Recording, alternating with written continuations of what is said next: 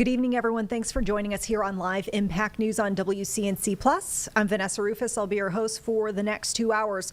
Right off the bat, we want to start with some breaking news here just into our Live Impact News studio. There is a shooting underway in the East Charlotte area, and unfortunately, we are hearing it is a deadly shooting. We've got some live images to bring to you from the scene right now. So this is happening on Applewood Lane, as we mentioned, East Charlotte. So this is kind of around the area of East W.T. Harris Boulevard and Lawyers road, and it is in a neighborhood, as you could see from these live images. It appears to be a residential area with a lot of homes. Obviously, some closures in that stretch of Applewood Lane. Off in the distance towards the left-hand side, we can even see crime scene tape there. And unfortunately, we are hearing once again that this is deadly. Medic is confirming to us at this hour one person has been pronounced deceased. We're still trying to get some more information from police. We can tell you we've been looking out for whether there are people who have been arrested. Are there suspects being sought? What led up to the shooting? We're waiting for more of that information to come from the police department. Still have not heard any updates at this point, but as you can see, a pretty active investigation. We have not learned the identity of the person who is dead in this shooting, and of course, we will keep you updated with the very latest. As you can see, a crew there on the scene. So we'll be monitoring this for as long as the scene is out there, and also digging into the very latest information that we can get from authorities. We'll have the very latest for you on Live Impact News throughout the evening, and then of course coming up on the news at 11 o'clock as you keep it here streaming on WCNC Plus.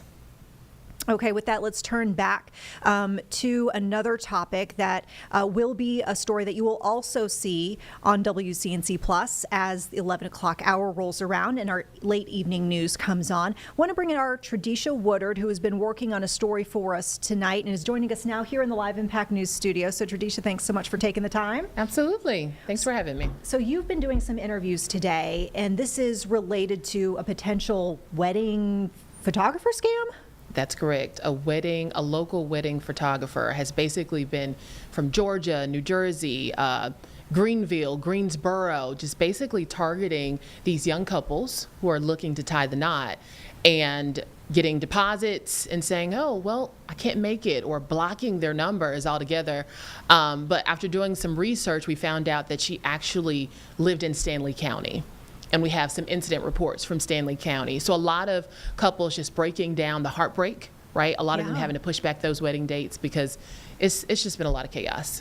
That is really unfortunate to hear. And so there, seemingly, as you alluded to, is the fact that there's documentation at this point. There have been police reports filed. Who have you spoken specifically? I mean, I'm sure you're hearing from some of these couples who are telling you that, I mean, I'm sure this is a nightmare for them. Yes, I've spoken to couples from New Jersey, Georgia, Greensboro, Greenville, Boston. A lot of them saying it started off with a lot of excitement, right? And that excitement suddenly turns to confusion, or maybe I don't like the text message that you sent me, so I don't feel like I'm the person for the job. Oh, that's fine. Can I have my deposit back? And then you're blocked, right? So I did some digging because I did see that this person had a lot of social media pages, a lot of them linking back to Charlotte. So I said, hey, is she from Charlotte? Ended up connecting the dots to Stanley County, and they confirmed, yes, we have 11 incident reports. A lot of people that I spoke to haven't even actually made reports yet. So obviously that number is a lot lower than it could be. But just basically talking about how this has been going on back since 2021. So for years, the big question from couples is, how has this been happening for so long? Yeah. How has she been getting away with this? You know, one of the guys I was just speaking to about 10 minutes ago says, hey, if I walk up to you and I take $300, I'll go to jail. If I take your purse, I'm going to jail. But for years, this has been happening, and couples have been just having to deal with the impact of stolen money and just being ghosted. No answers, just nothing. Yeah. That's wild to me, and I mean, I'm just curious what authorities did. I mean, have you asked them how this could happen? So many accusations piling up with seemingly no one else knowing. So we briefly spoke.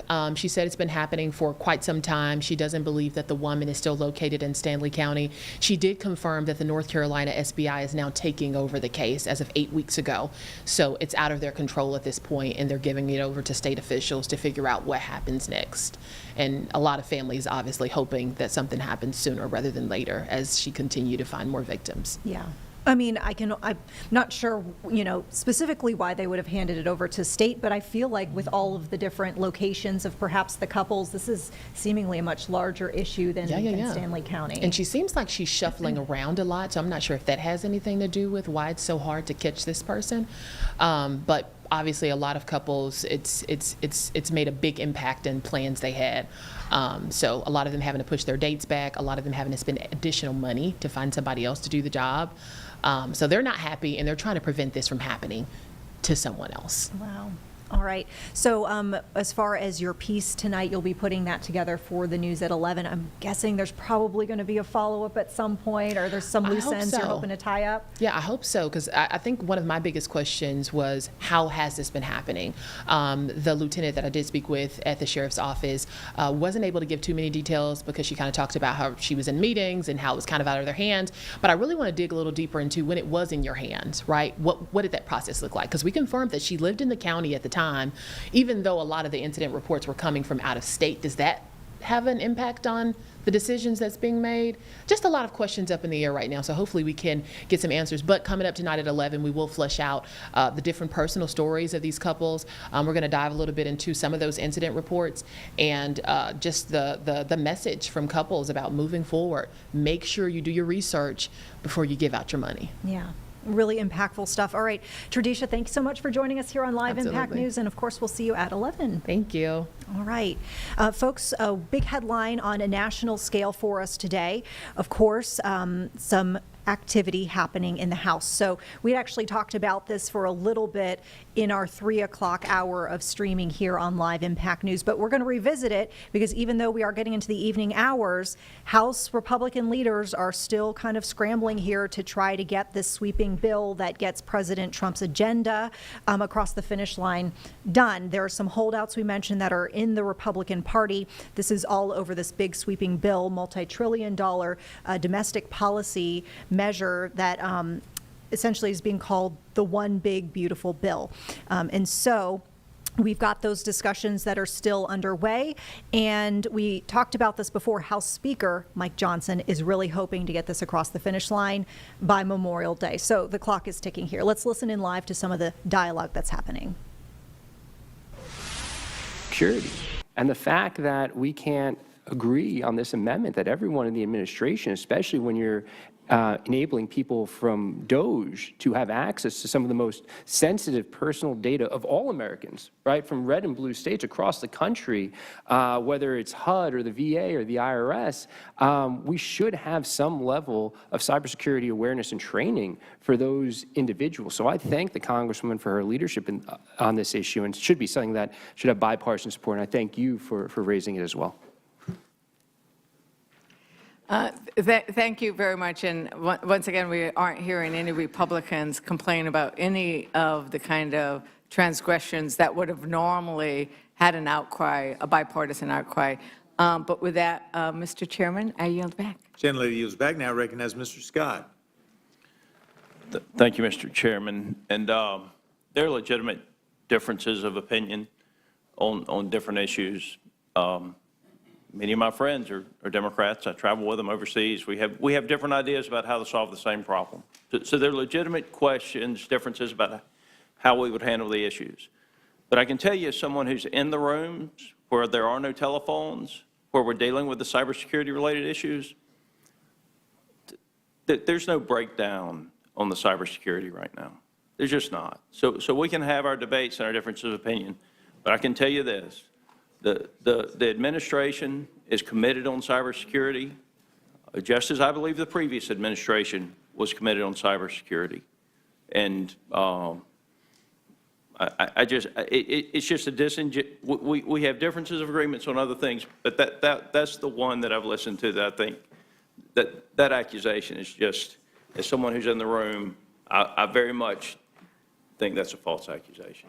Can I comment on Mr. that? Chair, I yield the remainder of my time. I'm not interested in a debate on it. Gentleman has yielded back, and I understand we can do this, but I'm looking at possibly 2 more panels before we finish, and so happy for y'all to have a conversation and discussion and disagreement, but this panel is concluded. Thank you. I note this response will be noted. Thank you.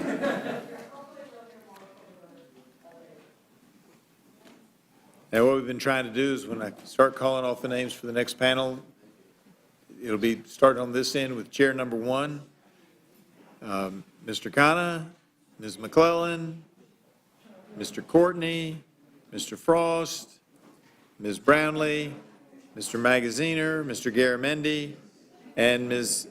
Elfrith.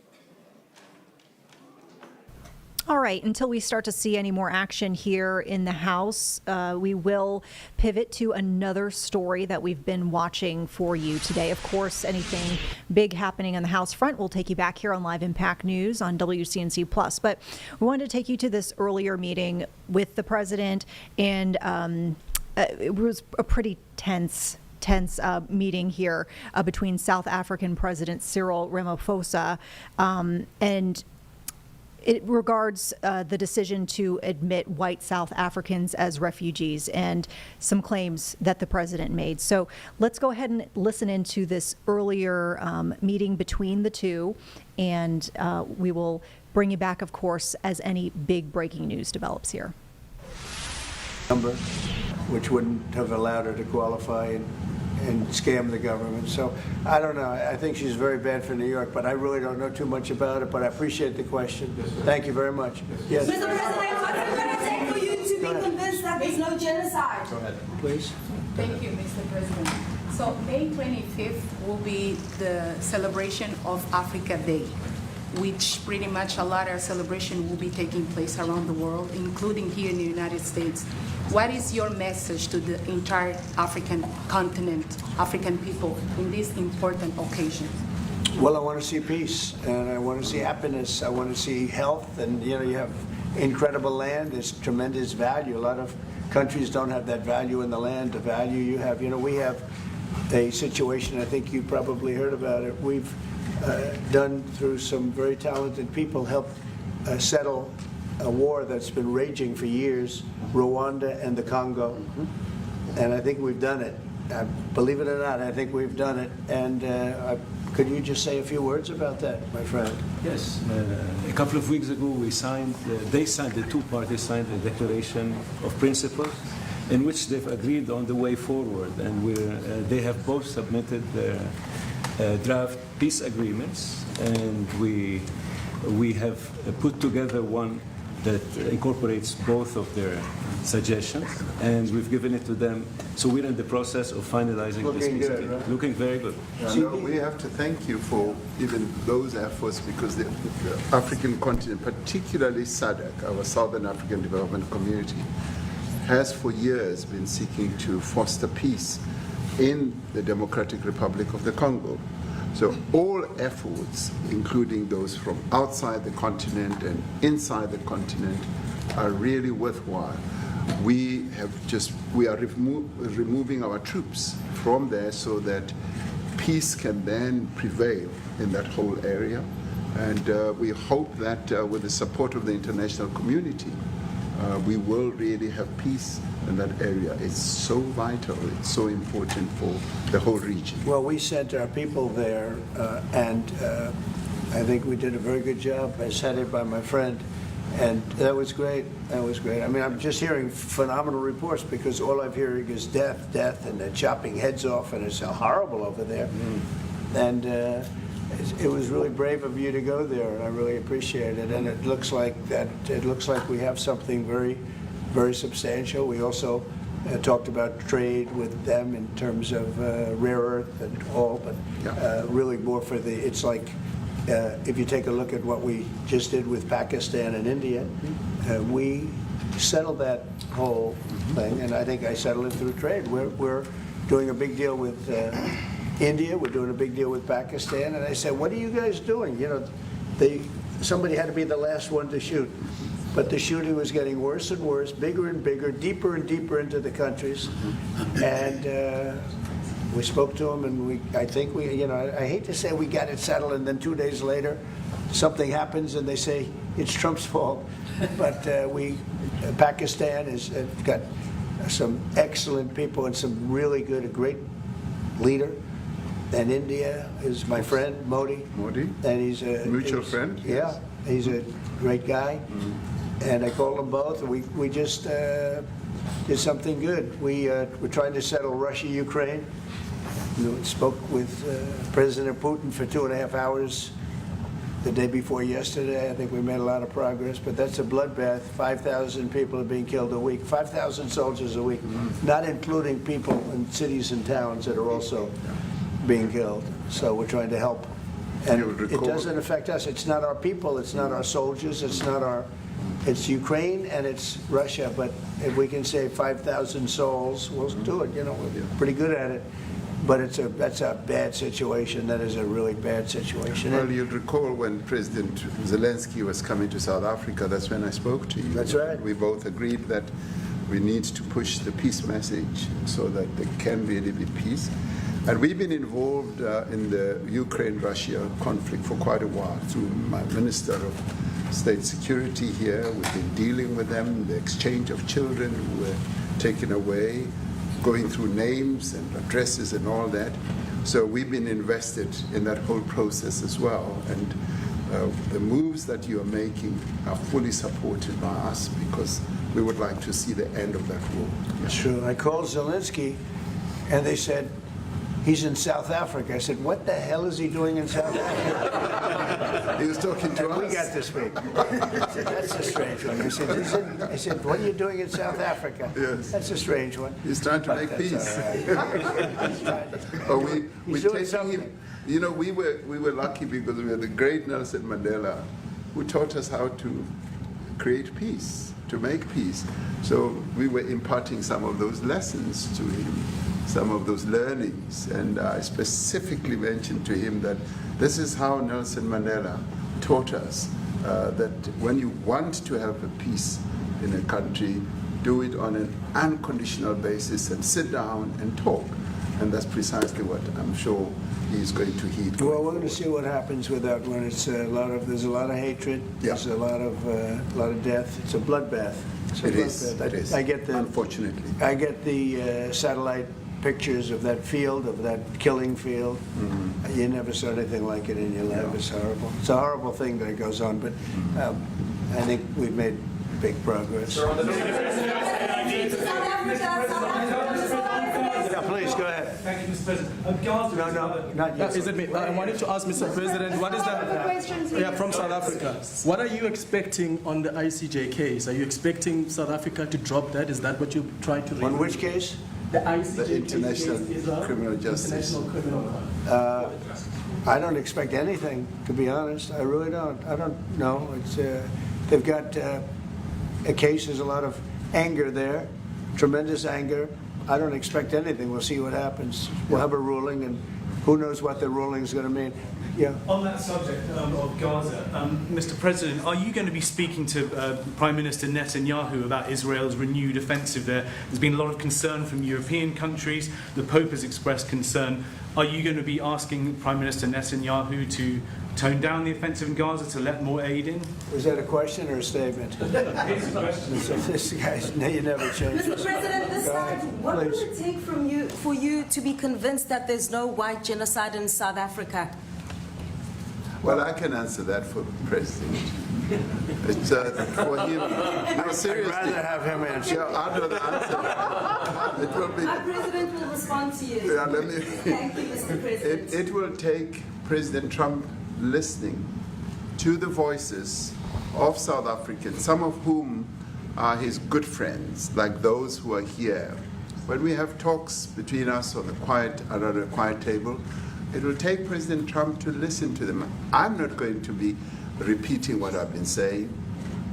I would say if there was Afrikaner farmer genocide, I can bet you these three gentlemen would not be here, including my Minister of Agriculture.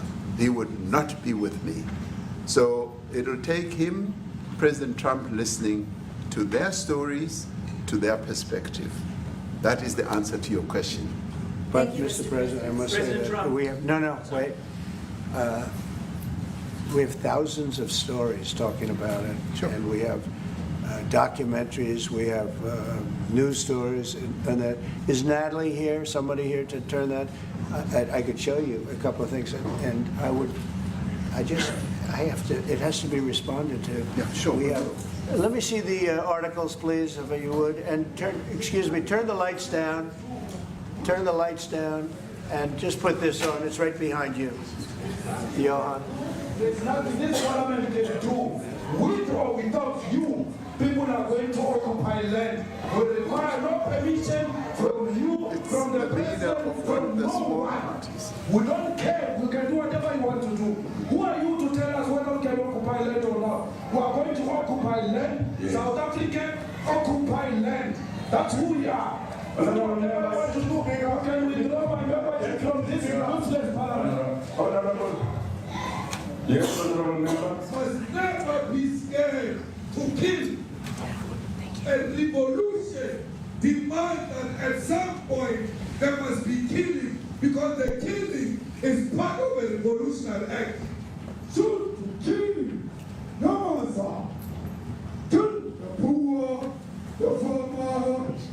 Kill the poor, the farmer. Pa, pa.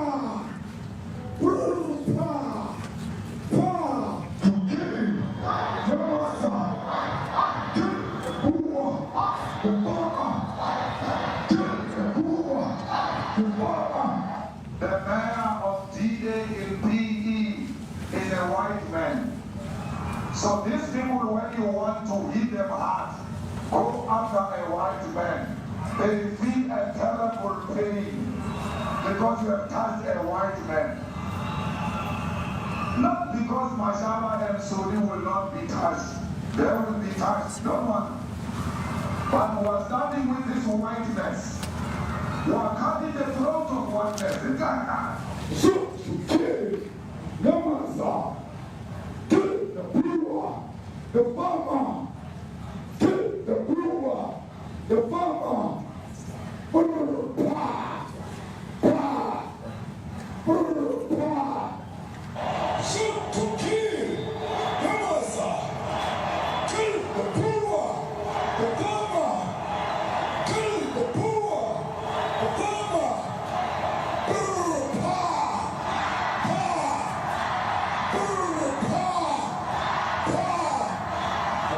I don't know what's going to happen in the future. I'm saying to you, was not God for the killing of white people, at least for now. I can't guarantee the future. Yeah, but you don't understand somebody watching that, especially as it gets shared on Twitter. They freak out. It sounds like a genocidal. But it's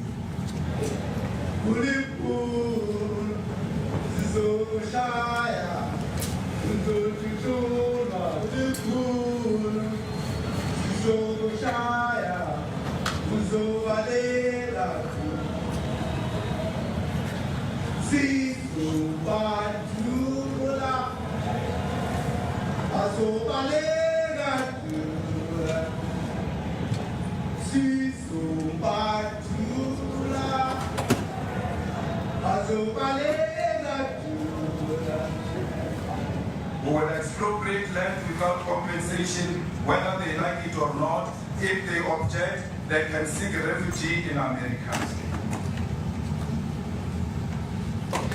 Now this is very bad. These are burial sites right here. Burial sites. Over 1,000 of white farmers, and those cars are lined up to pay love on a Sunday morning. Each one of those white things you see is a cross, and there's approximately 1,000 of them. They're all white farmers, the family of white farmers.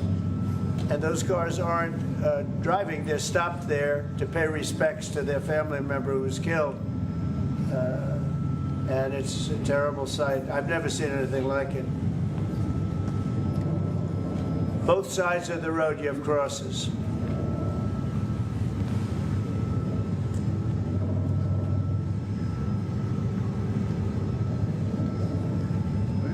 Those people were all killed. Have they told you where that is, Mr. President?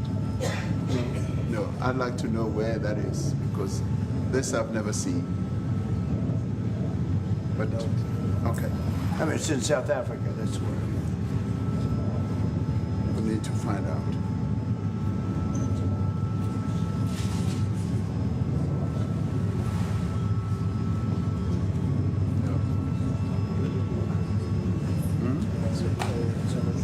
I don't know. Huh? I don't know. Okay. Mr. President, the Pentagon announced that it would be accepting a Qatari jet to be used as Air Force One. What are you talking about? We need to. What are you talking about? You know, The Pentagon. you gotta get out of here. What does this have to do with the Qatari jet? They're giving the United States Air Force a jet, okay? And it's a great thing. We're talking about a lot of other things. It's NBC trying to get off the subject of what you just saw. You are a real, you're a terrible reporter. Number one, you don't have what it takes to be a reporter. You're not smart enough. But for you to go into a subject about a jet that was given to the United States Air Force, which is a very nice thing. They also gave $5.1 trillion worth of investment in addition to the jet. Go back, you ought to go back to your studio at NBC because Brian Roberts and the people that run that place, they ought to be investigated. They are so terrible the way you run that network, and you're a disgrace. No more questions for me. Go ahead. Go ahead, talk about that. Please, may we have a South African His name is Peter something. He's a terrible If they're reporter. committing genocide, why invite them to the White House? I'll be quiet. Sure, that's my question now. Let's go. Thank you so much. President Trump, Annika Larson from ENCA in South Africa. Thank you very much Thank for you very hosting much, us. dude. What would you like President Ramaphosa to do about the situation I that don't we've just know. seen on the screen? I don't know. Look, these are articles over the last few days. Death of people. Death, death, death, horrible death. Death, I don't know. But you know that To there pick are anyone, people who are white dying South alone. Africans are fleeing because of the violence and racist laws. And this is all, I mean, I'll give these to you. No, I'd like So to- when you say, what would I like to do? I don't know what to do. Look at this. White South African couples say that they were attacked violently. And, President Trump, when will you go and see for yourself if it isn't true? well, I could do that. Look, here's burial sites all over the place. These are all white farmers that are being buried. President Trump- And he asks about a jet that was given. You ought to be ashamed of yourself. You know, you are so bad. You're such a bad If reporter. they're committing genocide, why invite them? So if they are committing genocide, why invite the South Africans? May I finish, please, President Trump? Mr. President This Trump, is one after another. This family was wiped out. I'm just looking. Can we get a report President from President Ramaphosa, can you give us your Ramaphosa? reaction to those videos, Mr. President? President Yes, I Trump, want could to you- react. Well, I think the videos are so. No, when you look at the videos, I mean, how does it get worse? And these are people that are officials, and they're saying that kill the white farmer and take their land. That's what it is. And I have other friends in South Africa. I have people that left. One in particular that says you can't go there. He said they want to take your land. They take your land and they kill you. It's okay, and they say it's okay to do. Now we're going to talk about it. We're going to. But this is a tremendous look. This is story recent. These are all people that recently got killed. Yeah. And I don't know how it can get any worse. These are. And you know, the men that you saw, the people that you saw in that movie, those are officials. Those are people that were in office. They had one march, they had a dance in your parliament, whatever you may call it, legislature. But let me and it was clarify terrible. that. Yeah. Let me clarify that because what you saw, the speeches that were being made, one, that is not government policy. We have a multi-party democracy in South Africa that allows people to express themselves, political parties to adhere to various policies, and in many cases, or in some cases, those policies do not go along with government policy. Our government policy is completely against what he was saying, even in the parliament. And they're a small minority party. which is allowed to exist in terms of our Constitution. But you do allow them to take land. No. You do allow them to take No, land. nobody can And then take when land. they take the land, they kill the white farmer. And when they kill the white farmer, nothing happens to them. No, there is Nothing happens to There them. is criminality in our country. People who do get killed, unfortunately through criminal activity, are not only white people. Majority of them are black people. And we have now The been farmers are utilized. black. The farmers are not black. We have I don't say now- that's good or bad, but the farmers are not black. And the people that are being killed in large numbers, and you saw all those grave sites, and those are people that loved ones going, I guess on a Sunday morning, they told me, to pay respect to their loved ones that were killed. Their heads chopped off, they died violently. And, you know, I mean, we're here to talk about it, and I didn't know we'd get involved here. But I will say this, that if the news wasn't fake, like NBC, which is fake news, totally, one of the worst, ABC, NBC, CBS, horrible. But if they weren't fake news like this jerk that we have here, if we had real reporters, they'd be covering it. But the fake news in this country doesn't talk about that. They don't want to talk about it, but now they have to talk about it. But they won't. This won't even be a subject. They'll have him talking about why did a country give a free, think of this, why did a country give an airplane to the United States Air Force? Okay, the United States, not to me, to the United States Air Force, so they could help us out, because we need an Air Force One until that's Air Force One, it's being built, 2 of them being built. But Boeing's a little bit late, unfortunately. So why did they give us a plane to the United States Air Force? That's what that idiot talks about after viewing a thing where thousands of people are dead. I'm sorry, I don't have a plane to give you. I wish you did. I take it. I would take it. If your country offered the United States Air Force a plane, I would take it. Okay.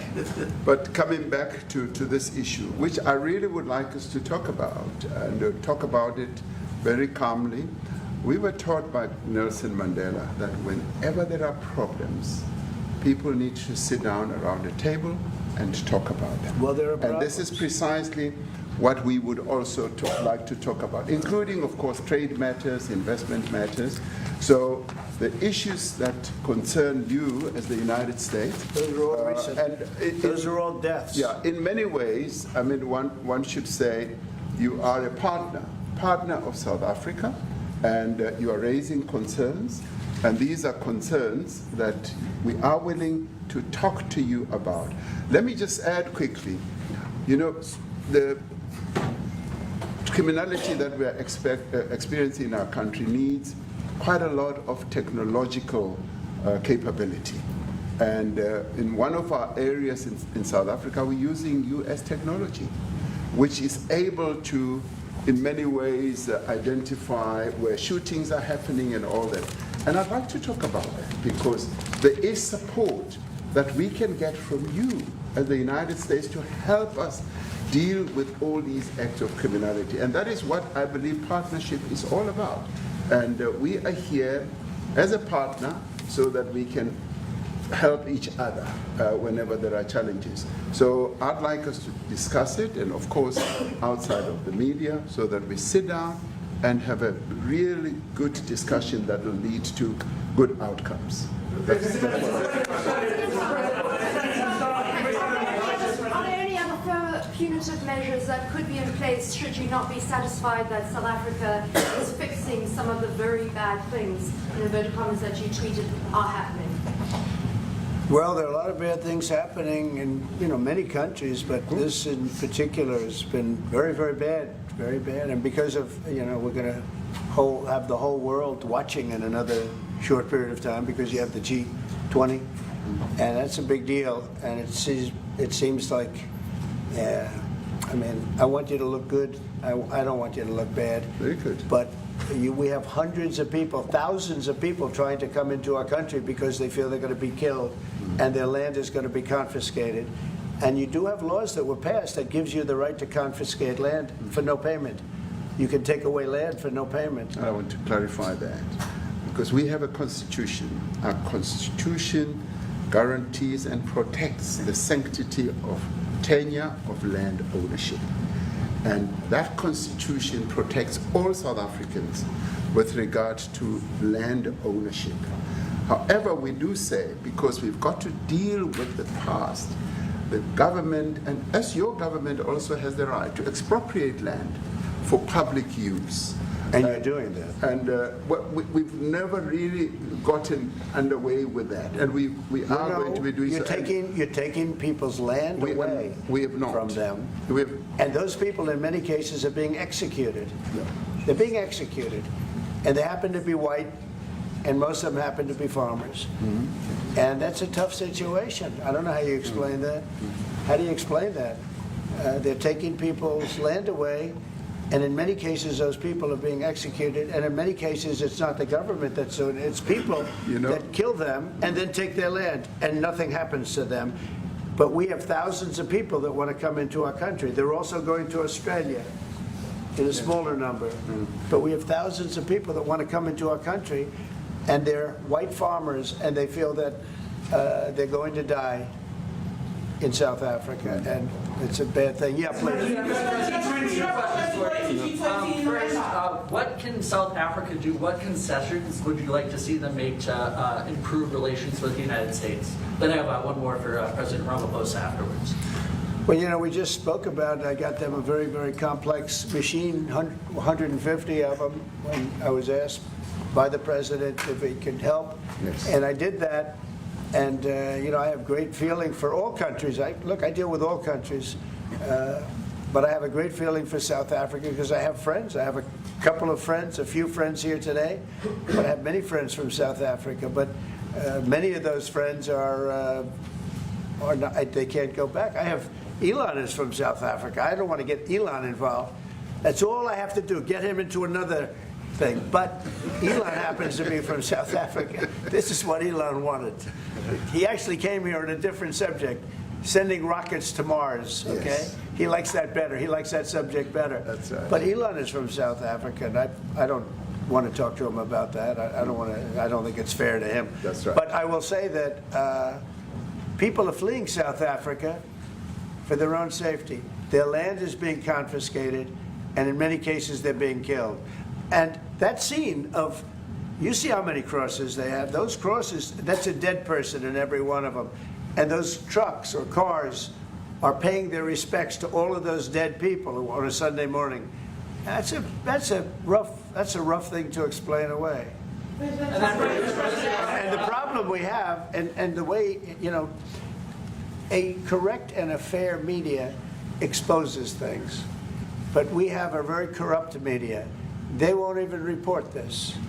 If this were the other way around, it would be the biggest story. Now, I will say apartheid, terrible. That was the biggest story. That was reported all the time. This is sort of the opposite of apartheid. What's happening now is never reported. Nobody knows about it. All we know is we're being inundated with people, with white farmers. All right, folks, live Impact News here on WCNC Plus. Moving to this 3 box, we'll continue to listen into this meeting between President Trump and the South African president, but adding to the mix here, live images from uptown Charlotte. It's been a pretty beautiful day. Looks like that will continue into the evening. Of course, we'll be looking ahead to a holiday weekend. Make sure you stay tuned here on WCNC Plus for the very latest on those weather conditions and your forecast coming up on the news at 11. We also have for you in the live box on the bottom right, images now back here from Capitol Hill, where we've got the House Rules Committee discussing what is being called the One Big Beautiful Bill.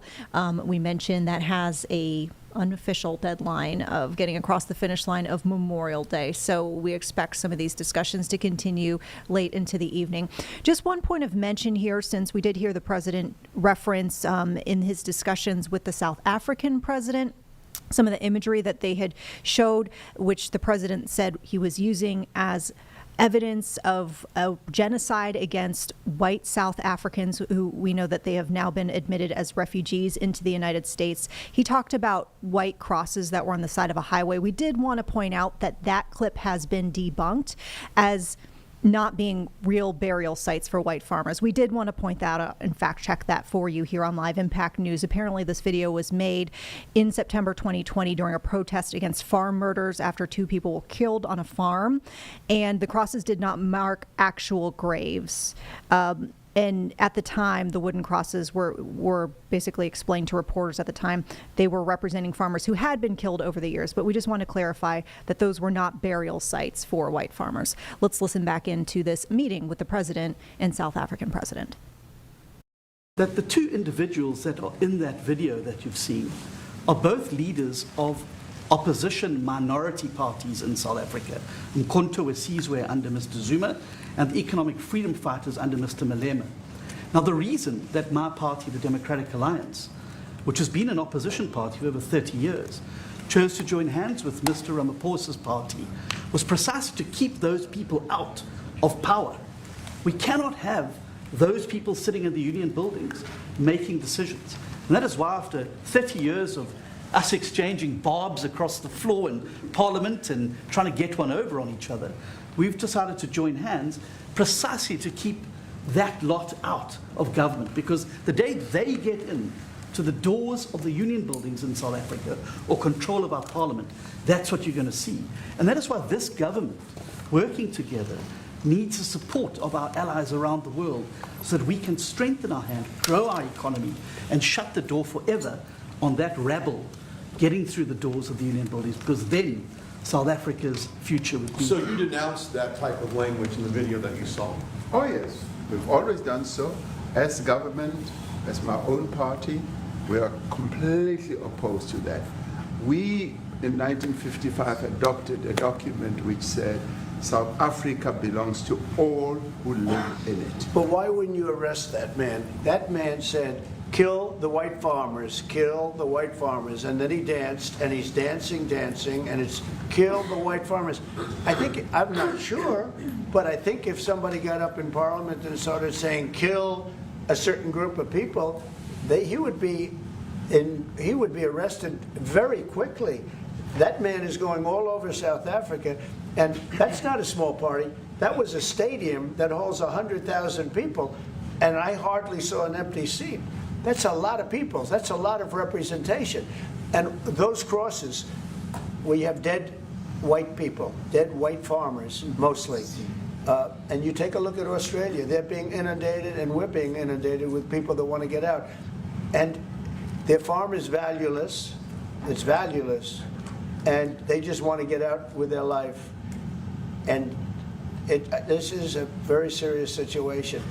And if we had a real news or real press or media, we don't have that, because they won't talk about this, because they're all guys like that idiot. But if we had a real press, it would be exposed. And you know, the beauty of exposing it is it's like a cleansing action. When it gets exposed, it'll get fixed. That's when it'll get fixed. But people don't talk about it. And I'll tell you who's talking about the thousands of people that are fleeing South Africa right now. Will you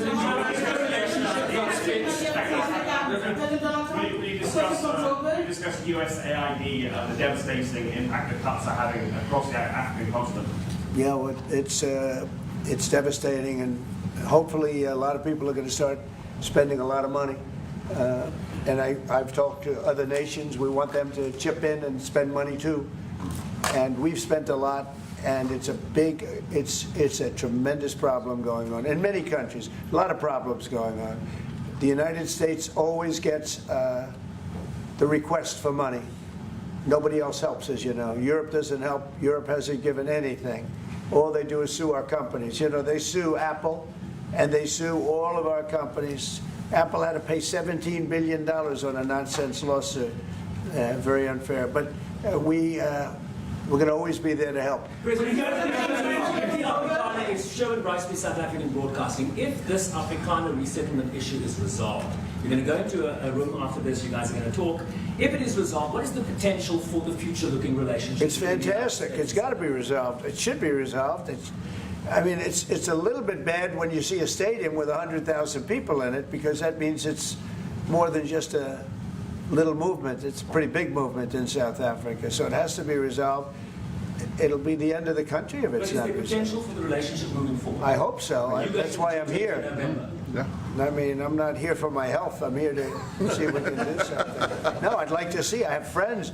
I can tell you, Ernie Els and Retief Goosen, they feel so strongly they wanted to be here on behalf of South Africa, not on behalf of me. Yes. And, you know, they said, can we be here for this? Because they love the country. Ernie, do you guys want to say a couple of words or anything? I hate to put you in this, but this is tougher than sinking a 3-footer. They've sank many 3-footers. Thank you, Mr. President. And thanks for the honor of being here.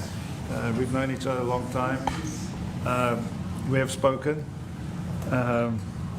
You know, we're proud South Africans. I still have my South African passport. You know, we travel with this passport, you know, and I got my visa here.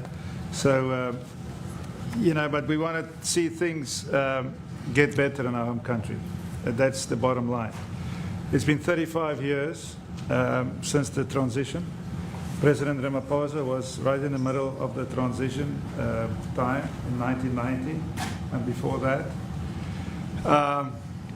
So it's been 35 years of ANC government, and I know there's a lot of anger, you know, through the transition. There was also a lot of stuff happening in the apartheid days. You know, we grew up in the apartheid era, but I don't think two wrongs makes a right.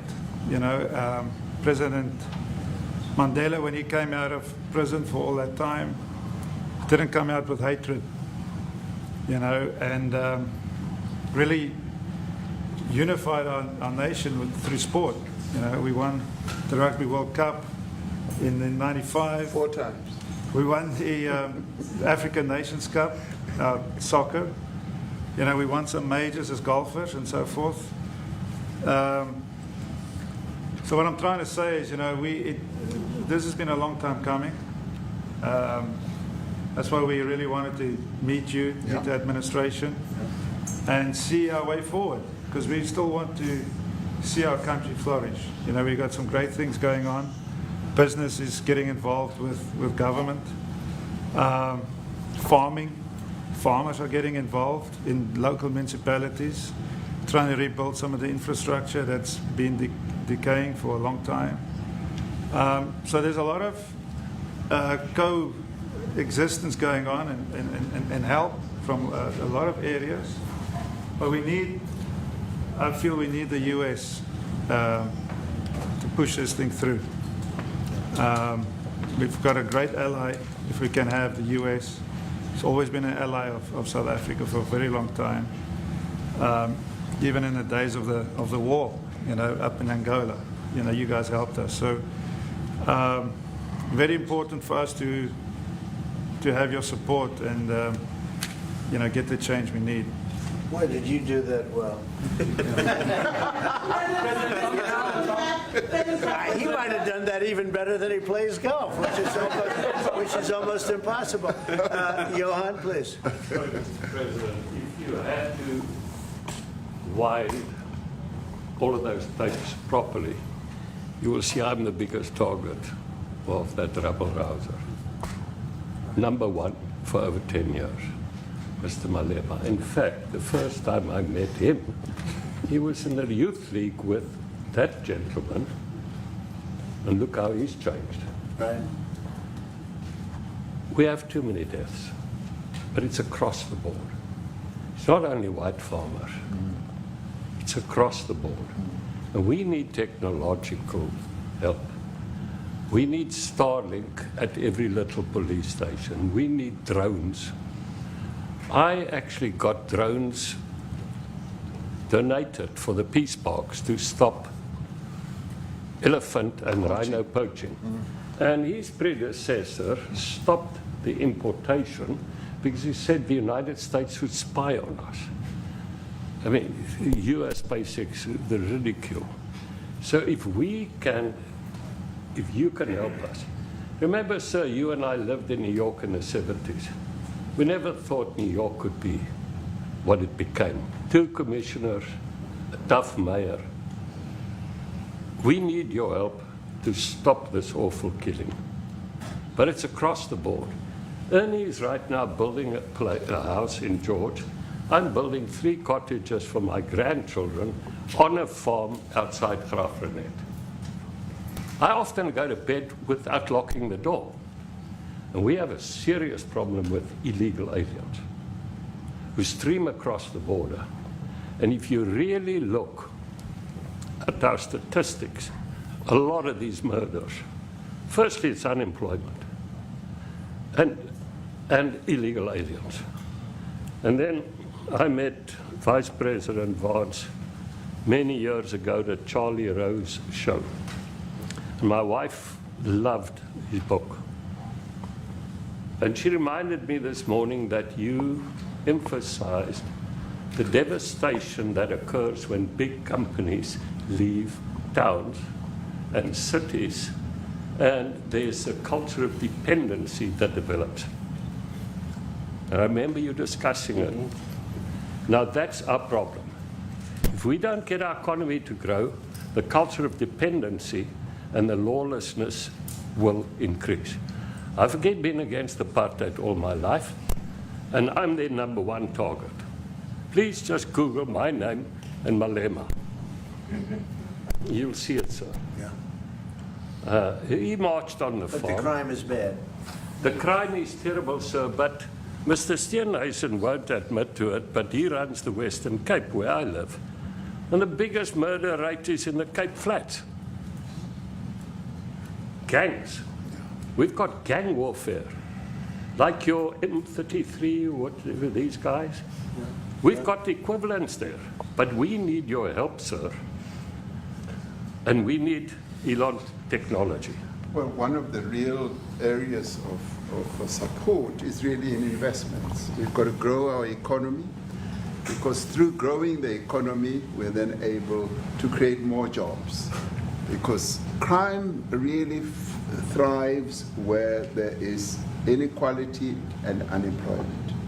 And that is one of the reasons that has brought us here, to improve our investment relations, our trade relations, so that we can preserve the number of jobs that your companies have created in South Africa.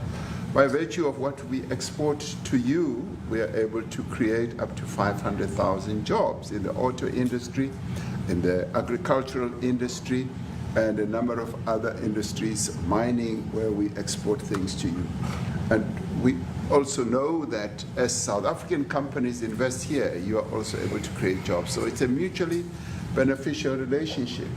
So our main real reason for being here is to foster trade and investment, so that we are able to grow our economy with your support, and so that we are also able to address all these societal problems, because criminality thrives when people are unemployed, when they have no other hope to eke out a living. So that is what we need to resolve, and your support, your partnership with us is what is really going to give us a strong capability to move forward. Retief, do you have, excuse me, do you have anything to say? I mean, I don't want to leave you out. You know, the guy won 3 or 4 majors. 3 or 4? No, only 2. 2. That's a lot. By the way, 2's a lot. A lot of tournaments you won too. You have anything to say? Yeah, thank you, Mr. President. President Ramaphosa. I grew up in an area in South Africa that is a farmland area, Polokwane. Yep. And there is some issues up there. Obviously, my dad was a property developer as well as a part-time farmer. And yeah, some of these buddy farmers got killed. The farm is still going. My brothers run it. But it's a constant battle with farms they're trying to burn the farms down to chase you away. So it is a concern to try and make a living as a farmer, and at the end of the day, you know, without farmers, there's no food on the plate. So we need the farmers to produce the food. Farming, right? He wouldn't do it. He wouldn't even want to do what you're doing. Right? They love farming. They don't want to leave. Correct. But it's a struggle. Yeah, and you know, food and fresh water is the most important thing in life. You know, without those 2 things, you can't survive. How is the water there? The water is great. Obviously, all the water comes out of the borehole, out of ground for us down there. But yeah, it is a battle to get the water out sometimes when all the equipment gets stolen all the time that you're trying to get the So water does out. your family and your brother, do they feel safe on the farm? They live behind electric fences, you know, try and be at night safe. But it is constant whenever you leave that something could happen. And There's nowhere to live. you know, both of them has been attacked in their houses. My mom's been attacked in her house when she was 80. So it is difficult. But you know, the guys live a great life despite everything going on. Something. President Trump, I brought along the president of the largest trade union in our country, Ziggy Solosi, because she leads many, many workers, more than 1 million, 2 million workers. And maybe we should give her a chance to say something because she's come all the way to join us. Thank you very much, Mr. President. Thank you. Mr. President, for extending the invitation to us as organized labor. And I must say that we are here to support the initiatives that has been made by our government with business, of course, as organized labor. We've been coming to Washington on the AGOA, trade relations in the previous regime. And I think at the center of it all, for me, it is exactly what Mr. Rupert have said, the importance of us growing the economy. We have always emphasized when we were here and kept on coming and negotiating on AGOA that the 600 US companies that are based in South Africa, as you said, President Ramaphosa, 500,000 jobs will be wiped out. We need more foreign direct investment in our country. We are not just talking about those that will lose employment, but we are talking about over 40% of people that are unemployed, that have no hope of ever finding a job. And we think that, correctly, as they have said, that we need to deal with the issue of porous borders in our country so that everyone that comes in is documented. We also need to, and I would have thought that the minister would address the issue of land expropriation and how the policy works in South Africa. Recently, President, as you were preparing to come here on the news, in, I think, KwaZulu-Natal, there was a handover of farms. And white farmers were saying, we are donating the land, but also there's a willing buyer, willing seller in South Africa. So there is no expropriation without compensation. But it is a willing buyer, willing seller. And that white farmer was even saying, President, that the government is even paying more in buying the land than what the land is worth of. And I think those are the realities, President, that we must say that we need to address, of course, but also the importance of agriculture linked to AGOA. People rely on it, and I think, as Retief have said, for survival and living. But lastly, for me, President, is also the issue of the crime statistics. There is no doubt about it that we are a violent nation, you know, for a number of reasons, and we're not condoning anything. But also, if you go into the rural areas where black majority are, you would see women, elderly, being raped, being killed, being murdered. And these are black elderly women that would be found throat slits, raped multiple times, and all of that. And the problem in South Africa, it is not necessarily about race, but it is about crime. And we think that we are here to say, how do we, both nations, work together to reset, to really talk about investment, but also help us in how we can have the technology and everything that is needed, President, to really address the levels of crime that we have in our country. Thank you very much. Thank you very much. Genocide is a very strong word. I'm wondering if you've made up your mind as to whether you believe genocide is occurring in South Africa, or you still have doubts. And if you have made up your mind, why invite President Ramaphosa here today for this conversation? Well, I haven't made up my mind. I hate to see it from the standpoint of South Africa, but also, you know, I'm trying to save lives. I'm working with Russia and Ukraine. I don't have to do that. It's not our war. It was started by other people. It was helped along by our past administration. It would have never happened if I were president, but I'm trying to save lives. And no matter where. Rwanda, I have nothing to do with Rwanda and the Congo, but I felt I had a very talented person in this administration, and I sent him there, and he did an unbelievable job, I think. I mean, we're going to find out, but he's done the hardest part of the job. It should happen. If I can save lives, I want to save the lives. If it's in Africa, that's great. If it's in Europe, if it's wherever it may be. And it's a very small investment to do, believe me, compared to what the consequences are. So I hope we can do something. Look, I have so many friends. These two men, I have great admiration for them because I know what they do for a living. And that's a very hard living, going from city. Folks, you're watching Live Impact News on WCNC Plus. You've been listening in full to this earlier meeting between President Donald Trump and South African President Cyril Ramaphosa. As you saw several moments ago, this meeting did take a kind of a tense turn as a reporter was questioning President Trump about the decision to admit white South Africans as refugees. And we have heard the president share baseless claims, we should note, of genocide against white people in South Africa. We know that the South African president has vigorously denied this, as well as others in South Africa vigorously denying this. But you can see this heated discussion really pulling in multiple layers and multiple folks weighing in on that. So we're going to take a little bit of a pause on that discussion and pivot now to one that is actively underway. It's been underway for hours and hours today, and that is the House rules discussion on what's being called the One Big Beautiful Bill. This is the bill that would essentially play a big role in pushing the president's agenda across the finish line, multi-trillion-dollar domestic policy package. And we know that there are some Republican holdouts in this situation, so not all Republicans are on board. And I believe the number is 3. So if just 3 Republicans vote against this, this is not going to make it through. So the discussions remain here. We're actually hearing Virginia Fox, who represents North Carolina's High Country, speaking. She's the chairwoman of this Rules Committee. Looks like we just missed her.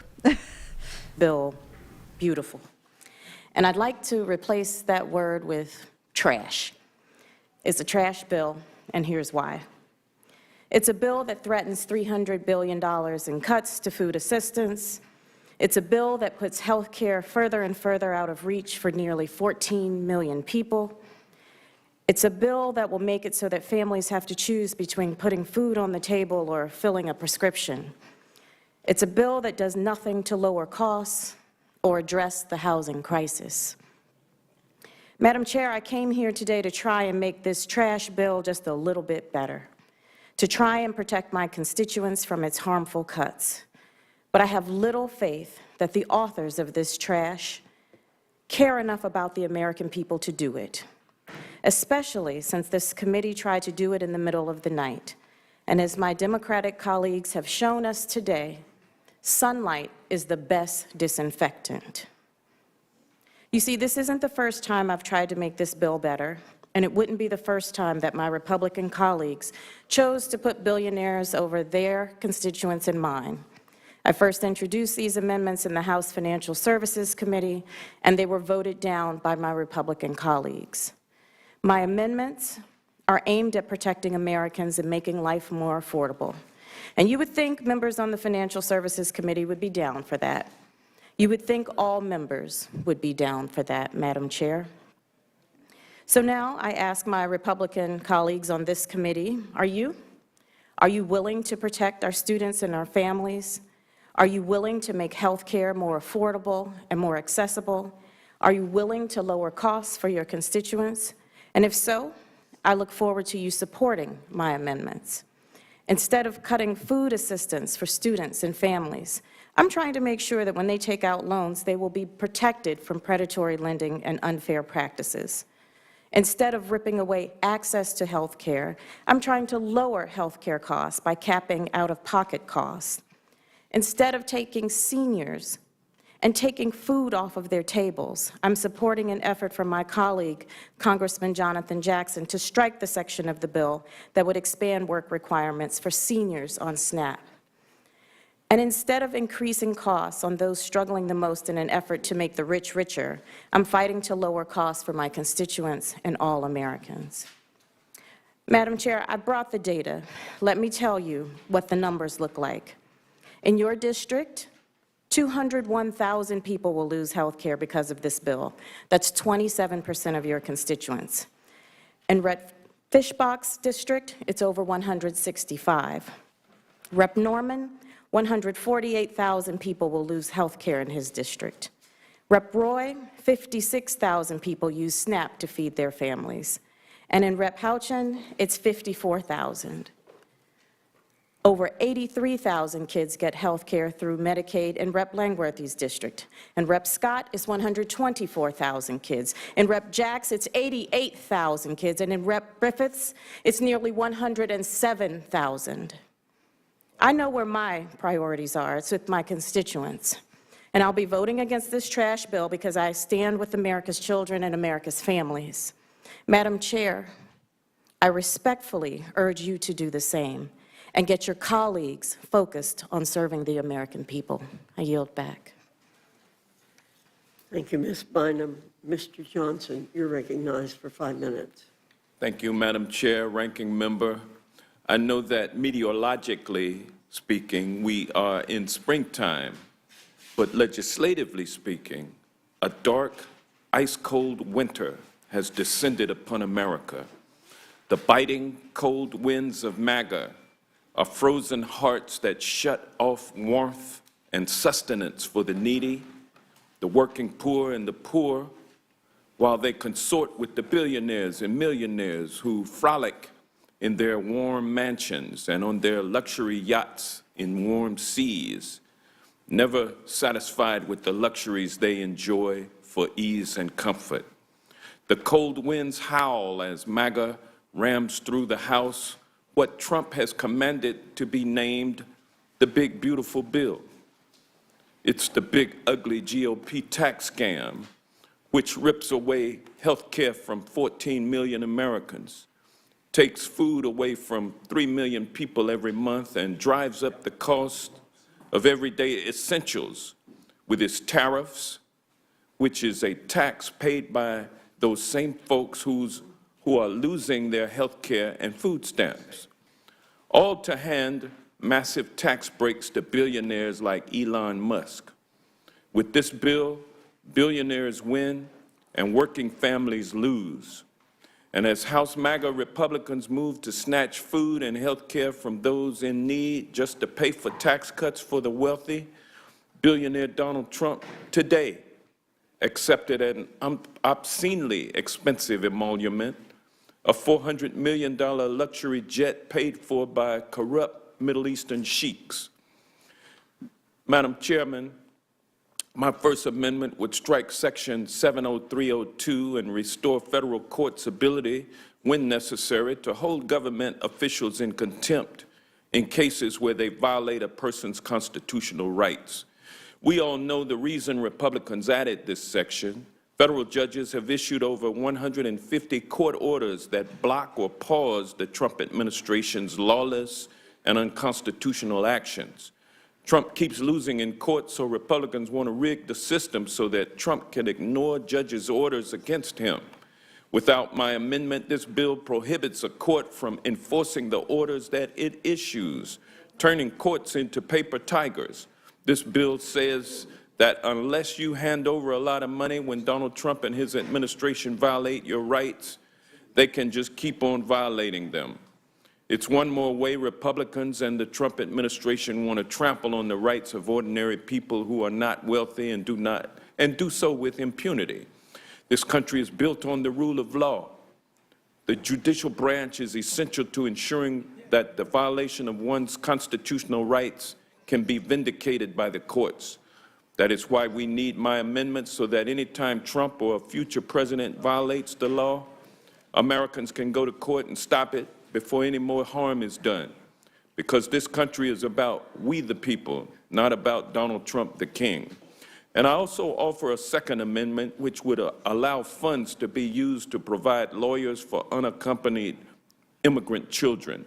Picture this, a 2-year-old sucking her thumb while clutching a teddy bear, standing in front of the immigration judge, sitting high and looking down from the bench, while a seasoned lawyer working for the government argues that the unaccompanied child should be sent back to El Salvador, where the dictator holds her parents in a hellhole prison for being politically incorrect. This amendment just makes sense. It would allow legal representation for unaccompanied children. We do not allow children to represent themselves in any other legal proceedings, and immigration court should be no different. In these cases, the government is represented by a lawyer, so how can we expect kids without lawyers to assess their own eligibility for humanitarian relief, prepare their own cases, and advocate for themselves during adversarial hearings? Do we expect that toddler sucking her thumb and clutching her worn and tattered teddy bear to represent herself? Really?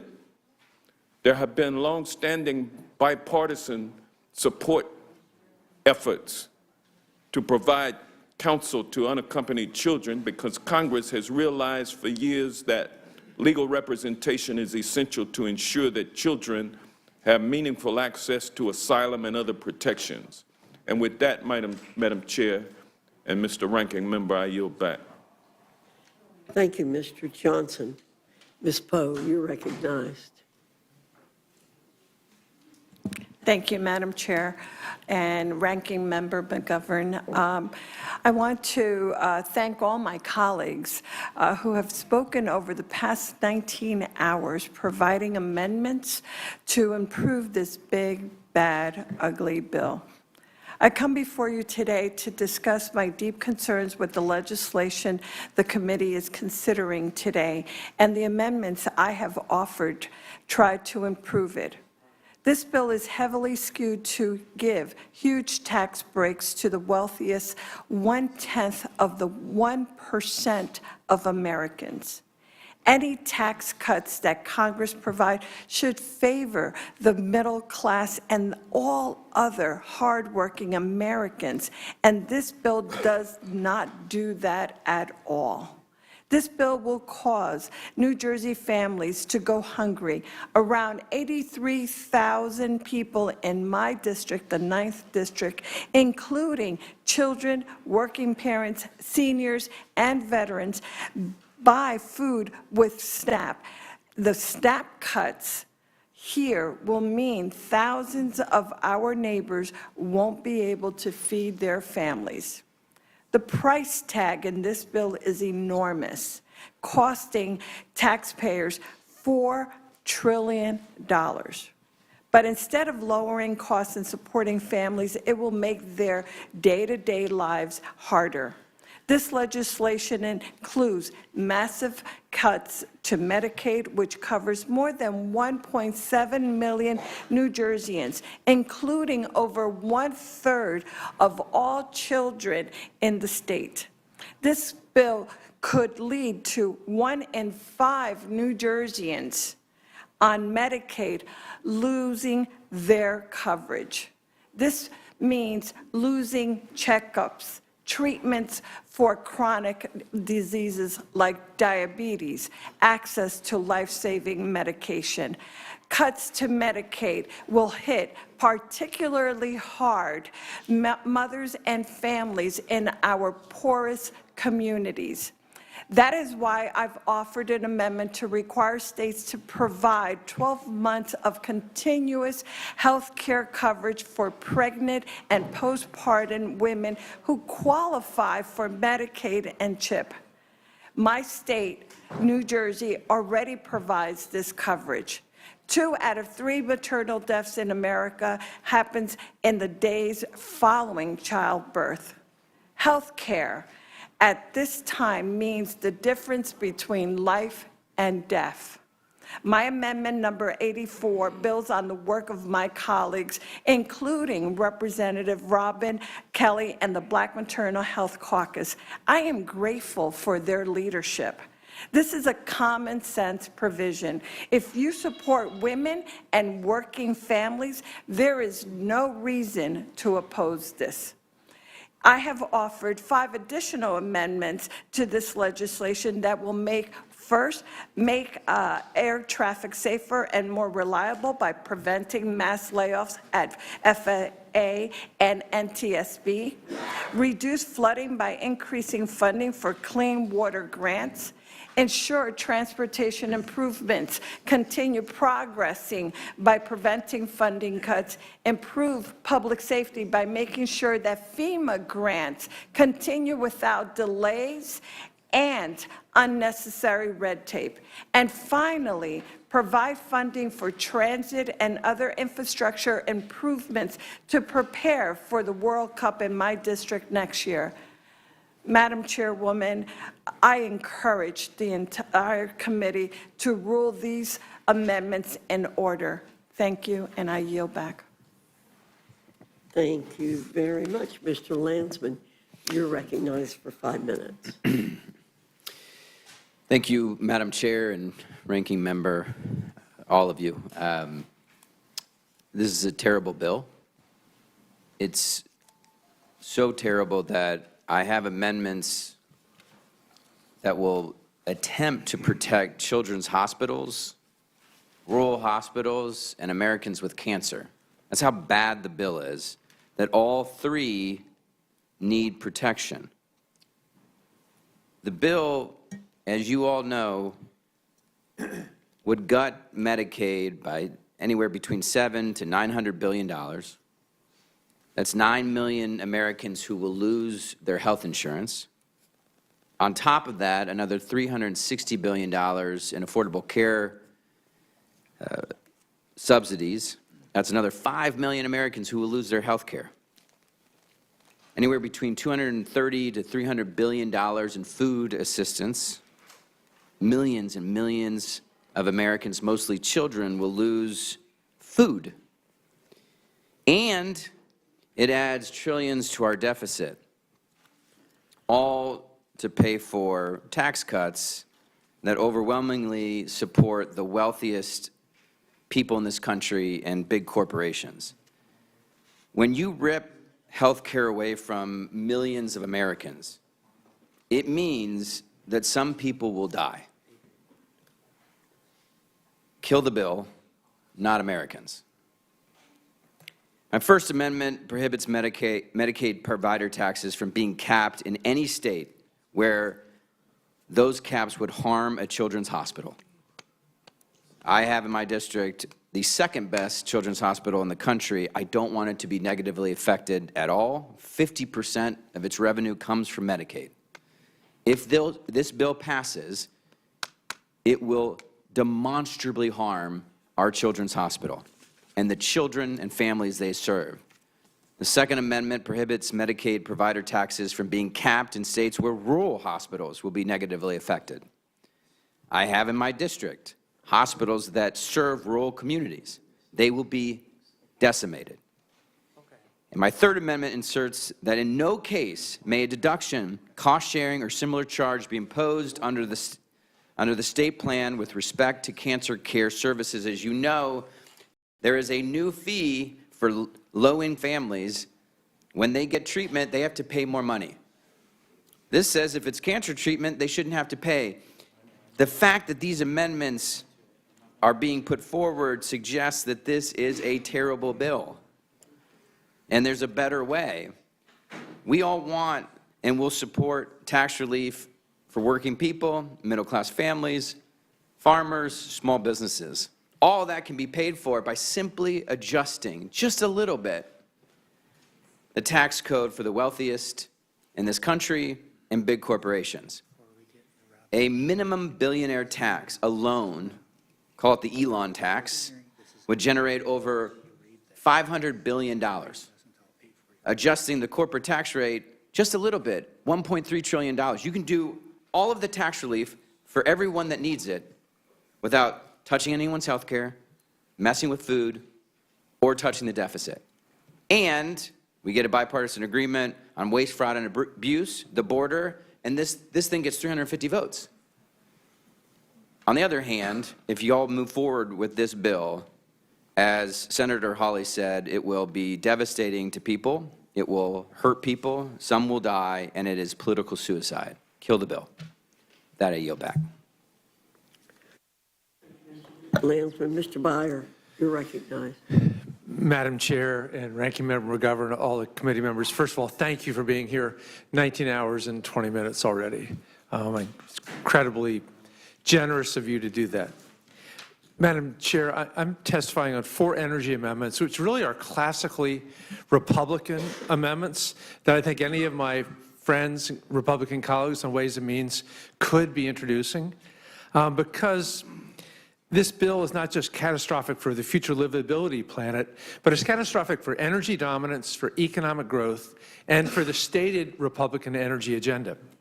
This bill is much worse on energy than I thought it was going to be because it doesn't recognize the energy realities on the ground, because it's not a serious bill. My first amendment is to protect the consumer energy tax credits. These are the tax credits for 3 million American families took advantage of in 2023. And every homeowner knows the cost to replace an HVAC or the water heater or the windows. And these are the very credits that make these home improvements affordable. Well, many Americans are struggling with the cost of living. I think one of the big reasons why Donald Trump won in November. This bill actually steals away the very credits that make the things more affordable, all for tax cuts for billionaires who won't even notice the change to their balance sheets. My second amendment restores the energy investment tax credit and the production tax credits, the ITC and the PTC. It's confusing to me because these have been long-held tax credits that were passed in a bipartisan way. Republicans have always supported them. They weren't part of the IRA. They existed long before the IRA, and it doesn't make any sense they're being attacked. And the average American residential consumer is going to see their electricity bill by way more than $100 next year. And then the business community is a lot higher increases, all the small businesses. Not only did these tax credits help keep the energy prices low, but they also increase the capacity of the energy grid. So they estimate that between now and 2035, our energy capacity will shrink the potential by as much as 72%. I co-chair the bipartisan AI caucus with Mike McCall, Jay Obernolte, and eliminating the ITC and the PTC is going to be the biggest threat to AI growth. We all know in all the AI meetings we have right now that the big thing that holds it back right now is the energy needed to drive all those data centers. But it's just basic math. The energy capacity is not going to be there unless we have the ITC and the PTC. All the other things, the renewables, they're bringing LNG online, that's not going to do it in time. My third amendment prevents the nuclear, hydrogen, and domestic manufacturing tax credits from being eliminated. These are Republican priorities. I knew the Ways and Means markup was unserious when I saw these provisions in the bill. Why are Republicans trying to kill nuclear fission? I thought we were trying to bring SMRs back. Why are they trying to kill the very promising fusion industry? Again, we have a huge bipartisan fusion caucus led by Chuck Fleischman and Jay Obernolte, and this will kill that. And then hydrogen. Hydrogen is a critical part of the oil and gas industry. And then finally, why do Republicans want to kill domestic manufacturing? I know this is what President Trump says he wants, to bring the manufacturing jobs back. But between tariffs and this reconciliation bill, 50,000 energy jobs have already been lost, or delayed, or canceled, and $56 billion of energy investments have been stalled or canceled. At the end of 2024, we had annual investment in American factories hit nearly $150 billion. But when we try to kill these energy jobs in this manufacturing, why do we do this when the president says it's his priority? And by the way, most of these are in Republican congressional districts. They're helping the people who voted for Donald Trump. It doesn't make any sense.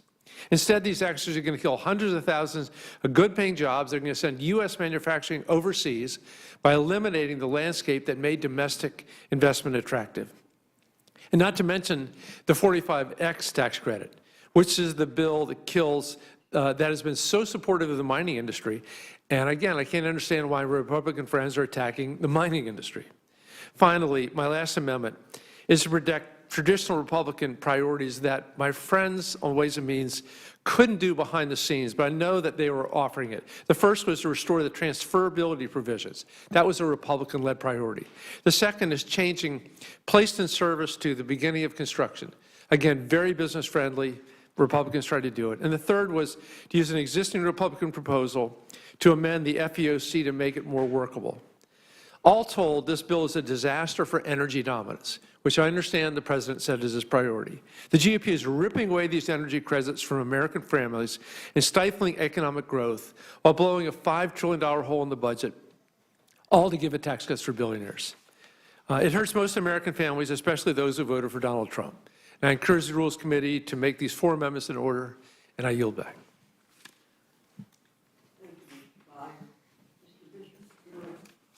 Sorry, Mr. Bishop, you're recognized for 5 minutes. Thank you, Chairwoman Fox, Ranking Member McGovern, members of the committee. This is not a big, beautiful bill. It's a big, fat, ugly bill. It has wrinkles, warts, festering sores, and scars.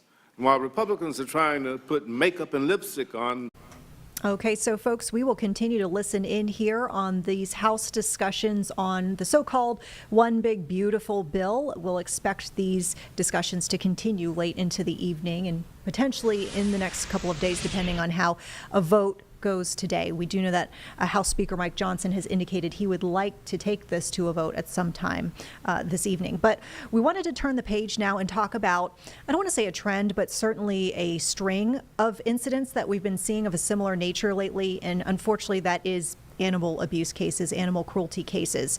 And we wanted to talk about some of the things that people need to know when they report these, and also what are the policies in place to try to prevent them.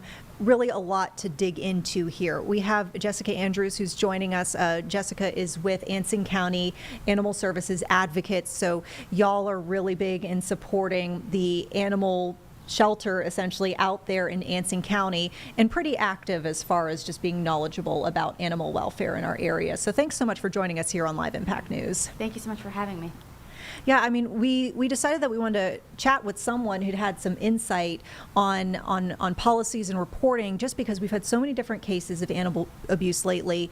We had a situation, of course, a couple months ago back, the Plaza Midwood case, which I know you're familiar with just because that made the rounds on social media. Yeah. We had a case that our Siobhan Riley covered several days back where a dog was seen being beaten on a porch, and that dog, we're told, was actually surrendered by the owner after animal control came out and spoke with that owner.